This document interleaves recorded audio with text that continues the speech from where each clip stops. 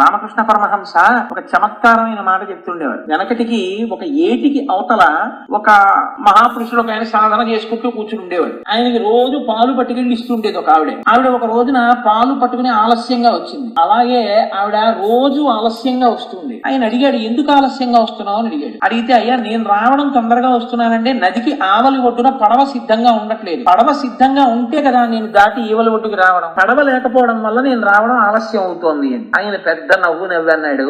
పరమేశ్వరుడి యొక్క నామాన్ని పట్టుకుని సంసార సముద్రమును దాటేస్తున్నావు. నువ్వు నదినే దాటలేకపోయావా, ఏరే దాటలేకపోయావా అని అంటే ఆవిడ ఆయన మాటల్ని చాలా గురితో తీసుకుంది. మహానుభావుడు చెప్పాడు ఈ మాట నిజమే. ఆయన అన్ని వదిలిపెట్టి నామం పట్టుకుని సంసార సముద్రాన్ని తరిస్తున్నాడు. నేను ఏరు దాటలేనా అనుకుంది. ఇప్పుడు ఆవిడికి పూనిక కలిగి మర్నాడు ఆవిడ పడవ కోసం చూడలేదు. తాళచెంబు పట్టుకుని భగవన్నామం చెప్తూ నీటి మీద నడిచి వెళ్ళిపోయింది. ఈ నామం పట్టుకుని ఉండగా నన్ను ఏది చేయదు. ఆవిడ నడిచింది.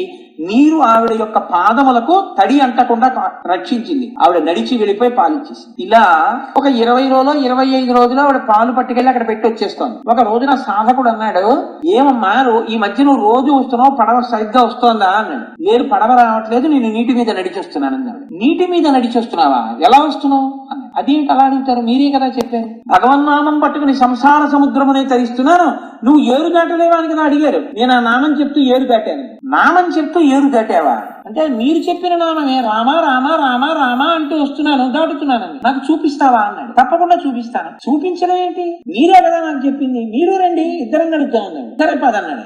ఏటి దాకా వెళ్ళారు. ఆయన గమ్మత్తుగా చూస్తున్నాడు ఎలా పెడుతుందని. ఆవిడ ఆ ఏటి మీద రామ రామ రామ రామ రామ రామ అంటూ చెంపట్టుకుని వెళ్ళిపోతూ ఆవిడ వెనక్కి తిరిగి ఈయన వచ్చేస్తున్నారా అని చూసింది. ఆయన ఏటికి 4 అడుగులు వేసి మోకాల్లో నీళ్లలో నిలబడి వీడిని చూస్తున్నాడు అలా.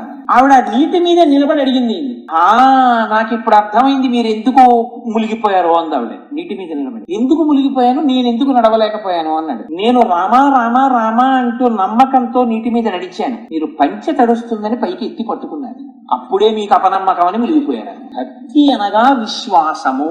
కంటికి మీకు కనపట్టలేదు కాబట్టి మీరు దాన్ని తిరస్కరిస్తే భక్తి అనిపించుకోదు. కంటికి కనపడకపోయినా ఆ శక్తి పట్ల భక్తితో ప్రణామం చేసిన వారు ఎవరున్నారో వారికి ఆ శక్తి ఒక రూపాన్ని ధరించి సాక్షాత్కరించారు.